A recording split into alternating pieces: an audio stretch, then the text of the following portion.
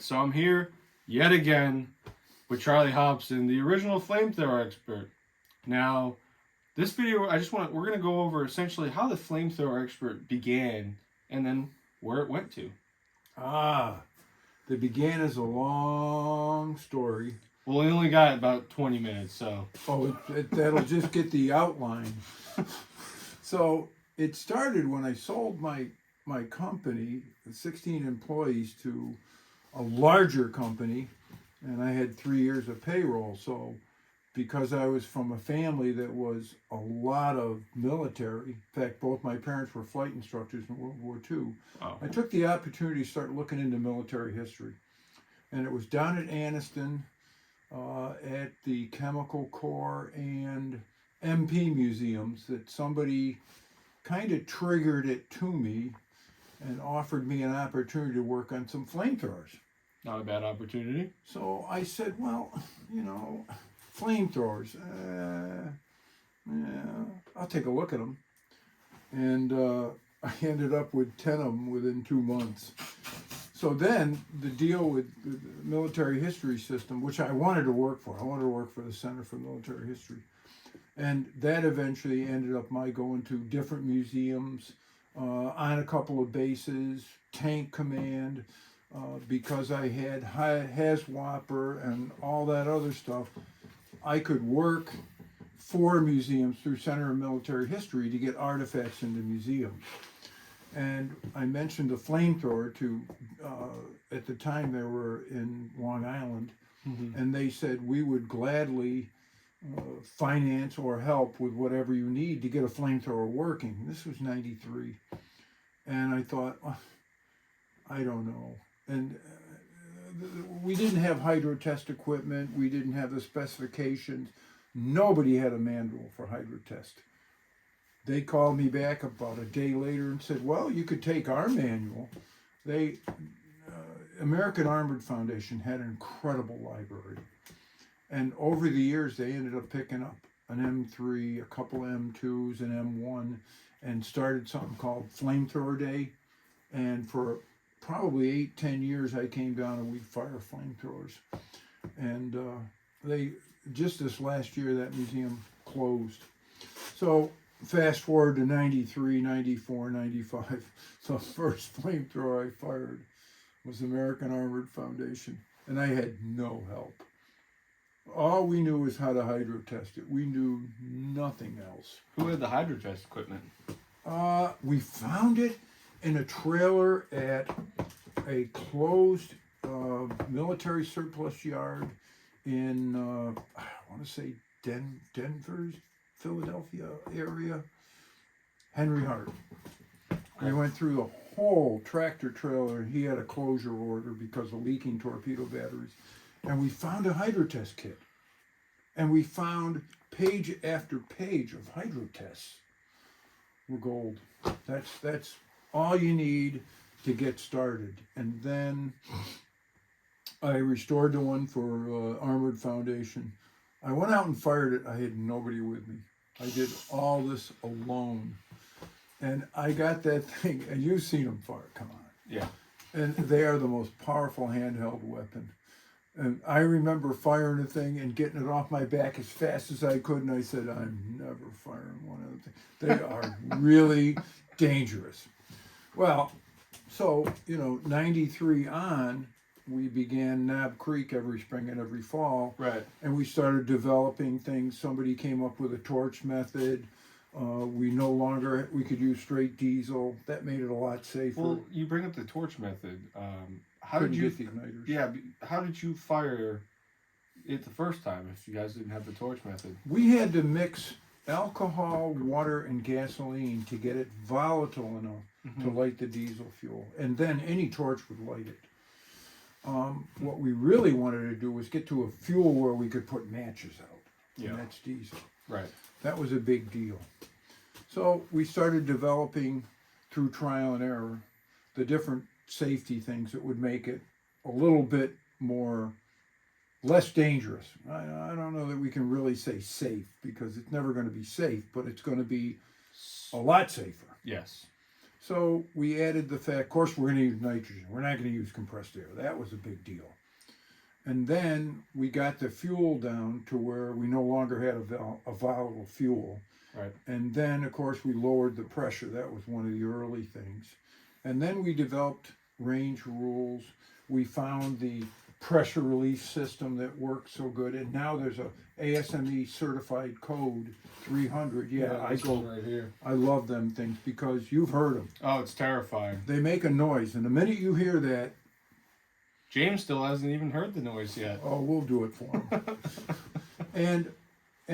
and now it seems like every year things get a little better. The training programs were developed based on the other countries that came to Knob Creek, and then different museums, and we gathered all the manuals, and we began through trial and error to do combat. And of course, you know, you've been down to Reading. You were at Athol. In fact, that was 7 years ago. Your first flamethrower firing. 7 or 8, yeah. Yeah, there you go. Long time ago. And which we'll fast forward to that soon. And it just became the point where we could calculate 1 in a million accidents, 1.5 million. So we went from 1 in 40,000 to 1 in a million and a half statistical accidents, and we haven't had an accident yet. So technically, the statistics keep rising. Yeah, I'm hoping you guys are going to take out that 1,500,000th guy. Don't say that. So I think our safety's gotten a lot better. Yeah. The one we did with the state of Texas is monumental. We documented every it's step. A big, thick book of 78 everything. pages with photos of every step. What was their accident rate calculator? 1 at 2 trillion? You know, but it's nice because now with the different training programs, we got a real good, solid background to take somebody out for one firing, somebody to take someone out who's buying a flamethrower, going to fire regularly, instructor training, which I think takes years. What do you got, 7 years? 7, 8 years, yeah. So you've been an instructor 2 years now? Yeah, 5 years. about. So I think we've gotten to the point now where people accept it too. We went from maybe 1 or 2 private firings at Knob Creek to darn near close to 30 towards the end. And Athol, the year after. No, Athol, 2024? 2014, I think, was, or yeah, 2014 was the Athol event, and then they followed it up the next year with the town over. That was the Orange event. Yep. And we went from, the Athol event was probably 4 to 5 rentals, and we did numerous firings to 20 in the 20s, and it was just one after another. Yep. And now with the every museum that's got one firing has us down, so we've come a long way. And you've seen through the years, and I know I have, where very few places that, if they could do flamethrowers, very few places that actually would do it. And now, and now I wouldn't say they're quite common, but they're a lot more common than they used to be. Yep. You got a copy of the book here somewhere? My book. Oh, your book. So now I we're sure up to do. about 2010, and there was always a push to do the book because there was no book that covered all the U.S. flamethrowers. Right. We had a German World War I, a German World War II, but no American flamethrower was covered. And it's the Marine Corps. It's the story of the Marine Corps. Absolutely. My mom was a Marine Corps pilot instructor. You know, so, boy, I would really like to see a book. But how are you going to do a book? First off, you're going to have to acquire every one of these units, rebuild them, and test fire them, and find out what the quirks are. And then you're going to have all the development photos, and then you're going to have to know about combat, and then how is the darn thing developed? How did they do that? What were the different models? What were the changes? So everyone considered it absolutely impossible. You can't do a book. There's no book because you can't do it. Charlie, just shift a little bit this way so they can see. So, you know, where are you going to come up with the experimental models? Where are you going to come up with the toolkit? Where are you going to come up with the spare parts? Where are you going to come up with how they were shipped, the development? you know, where are you going to get the prototype photos? You know, and the answer is it can't be done. It simply cannot be done. Well, it turns out it could be done. And you were quickly becoming the person that could do it. Not too quickly. This took about 15 years. And so the break came down at Anniston when I was Center for Military History Orders to get things out of Anniston. And one of the things I was doing was at Chemical Corps, and all the photos that were lost, the entire collection had been left on the dock and rained on and stolen and lost because they had threatened basically to kill the military history system. Right. Actually, a president. So they were all gone. Well, it turns out somebody in the library wasn't gone. The paper records, the photos were all taken into the basement of the library, and nobody knew they were there. Mm-hmm. Sergeant Major and I were going through the Chemical Corps, and they issued that day the order they were going to close the base. So now the library notifies them that take your stuff. We go over multiple copies of photographs, all the development stuff. It's all there, the paperwork. But now it's going to be packaged and shipped and again lost. So now, not only do I have the rebuild of each one, I've got the history of the development. That's awesome. Now, we're still missing the combat. We're still missing the paperwork of the different organizations like the Marine Corps. Then, a general in charge of the Center for Military History decides to retire, write a book that will be his doctorate, and teach at University of Pennsylvania. Sends an order out. He wants all that World War II stuff on Flamethrower sent to the Center for Military History. So we now have the after action reports, the shipping, the documentation, everything. We can now do a book. Wow. And I get access to that before the general retires. Now, here's maybe 10 banker boxes full of stuff. Memos, inner office, tons of stuff. Quartermasters lost all the orders, like how many, when did we pay them for the flamethrowers from E.C. Brown, that kind of stuff. We don't have that, but we have enough to do the book. So I spent, I think it was 7 months where I would get up every morning, 6 o'clock, have coffee, sit down, and work until 2. Have lunch, take a 3 or 4 hour nap, get up around 6, and work another 8 hours. So I was working literally 14 days a week, and it took 9 months. Wow. But the biggest publisher of military history books, Schiffer, wants it. The very third letter I send out, they're like, we want to talk to you. Give us the time and phone number. The owner, Mr. Schiffer, and the chief editor call me up in a conference call and say, we want it. We want to do a full. We want to do hardcover, big, not cheap. And I said, great, I want to do it. And they said, but we need a complete bibliography. We got to know the source of every document you used to make this book. I was on the verge of, no. 10 boxes, and I've got to figure out that line I wrote came from where. And then I said, you know what, big fucking deal. Another month, which is 60 periods of 8 hours. So 14 days a week for 4 weeks. I finish it, I send it off to him. Yeah, because I'd work 8 hours in the morning, take a nap, eat, go to sleep, wake up, work another 8 hours, go to sleep. It was a tough schedule, but it worked. And out of it comes this. And the one suggestion they made was, the manuals are too big to put in a book. We will put the manuals on CD, and put them on the inside cover. That's great. And I said, okay. And there it is. Where can you find this book for anyone that's watching this video? Amazon, and there's some other dealers that keep it, but mostly just go to Amazon or Shifter and get it. It's a $50 book, but it's for you get all the manuals from World War II, including the parts manual and the entire book. Come on, it's a bargain at $50. And it's fun to read. It's got nice pictures. Oh, it's got great pictures. I love the pictures. The only thing that's missing is something to color in.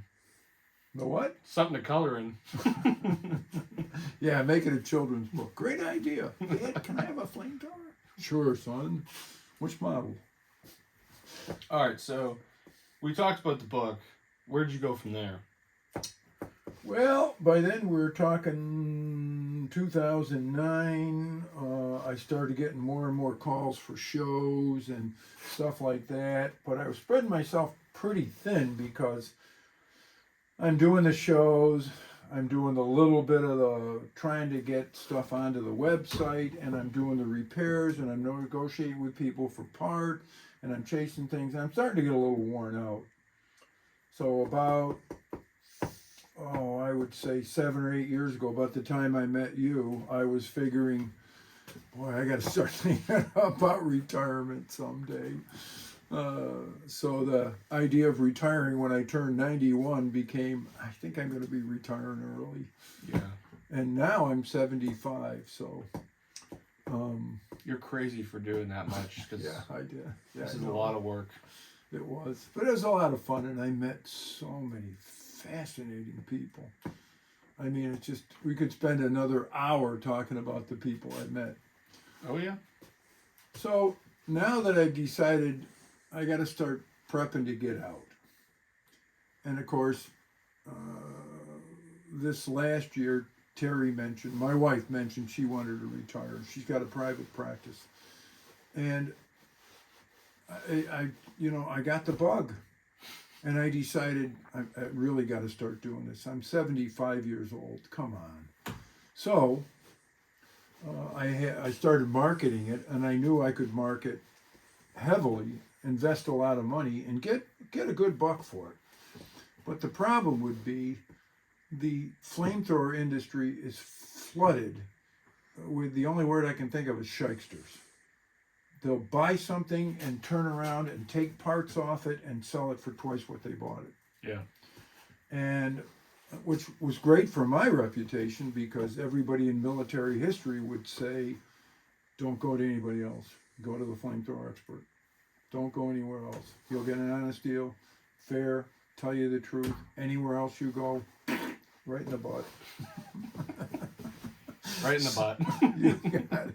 You got it. And I would get parts come in, and I remember one time especially, the guy had paid top dollar for a tank group. But I opened it up, you shake it, you could hear the rust. It was like it was full of sand. And I had to call the guy up and say, you just got fleeced. But after, oh God, how many hours of scaling, and at the time you had to go in with a sandblaster with an extension, a side nozzle, and go up and down the wall, low pressure, you'll blow through, and it would take 2 or 3 days to sandblast the inside. Now, there's a better method. And then coat it, and then hydrotest it, hoping it would pass. And this one did, because I really liked the guy. He was a wonderful guy to deal with, well-known, great collection, down in Atlanta, as a matter of fact. Really good guy. So we put the time into it. That being said, I just can't go with those long restorations and chasing parts and going to machine shops. But I also, it wasn't really the money that motivated me. Mm-hmm. I'll do okay financially. What I wanted is somebody that would take over military history. So of course, I started with Eric Younger, Major.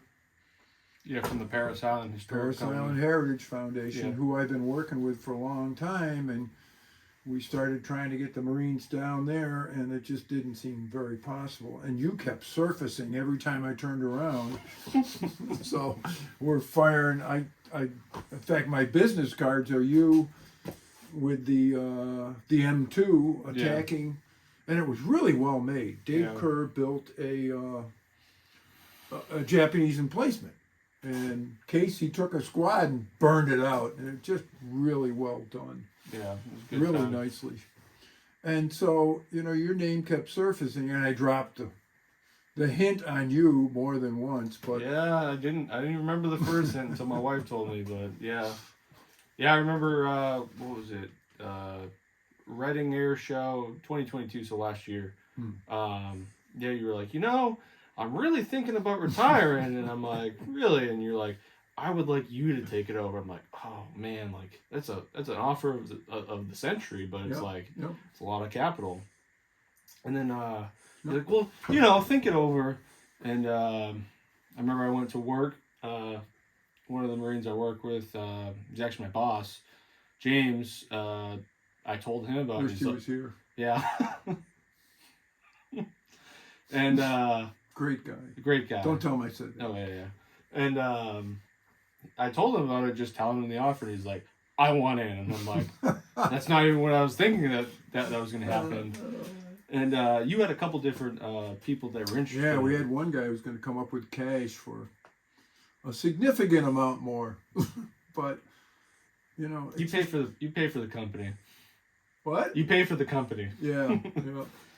And at first I thought after we talked about it, we were trying to figure out how we were going to be able to pay for it and everything else and whatever. Yep. And you had told me that one of the people that were interested in taking it over was probably going to go through with the deal, and we're like, yeah, deal's off the table. And I didn't hear from you for a little bit. I'm like, surely he's just going through the retiring and going through the process. And then I reached out to you, I think this year, to see if you're going to the Red and Air Show, and you're like, the business is still up for sale. And we're like, oh man, we got to jump on this real fast. And we came up with the money, and yeah. And I remember at first I was like, well, how much longer after we take it over we're gonna need? I've been doing this for a while. James hasn't done it at all, but we're gonna need to learn a lot. And you're like, well, I'm thinking 1 or 2 years before I'm actually out of the game and you're done with it. And then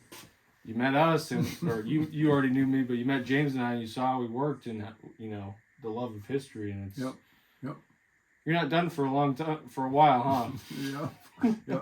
Well, the other thing is, the reason it sold me on you guys is you've got the education. Well, you're Marines, you care about history, but you've also got the education to repair things. Yeah. Both you and James are, Marine Corps armorers. Yep. And you know enough about marketing, YouTube, stuff like that. Yeah. These are all the things that one guy couldn't do at all. One guy can't do it. You're a maniac for doing what you did. Agreed. And still, the transition is a three-man job, I think.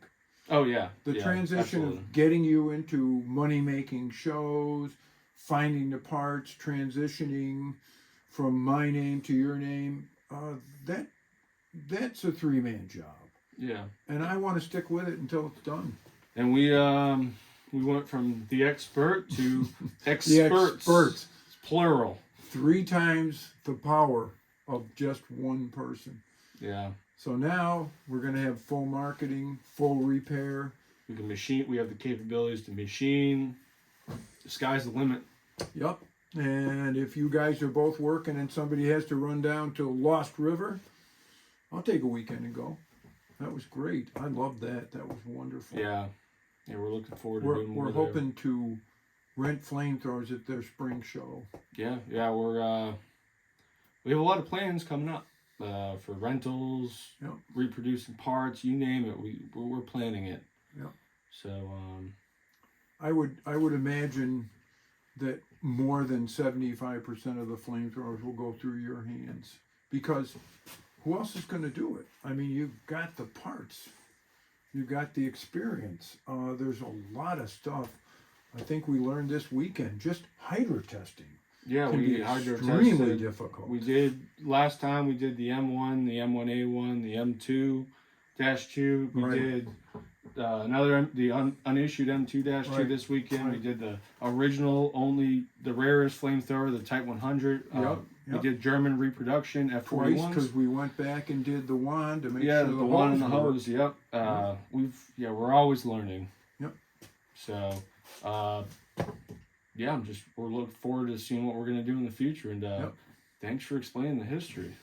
Hey, next time get James here, okay? Yeah. Yeah. I love the guy. Well, don't tell him that. Yeah. All right. Well, thanks for watching. You guys have the history, and that's it.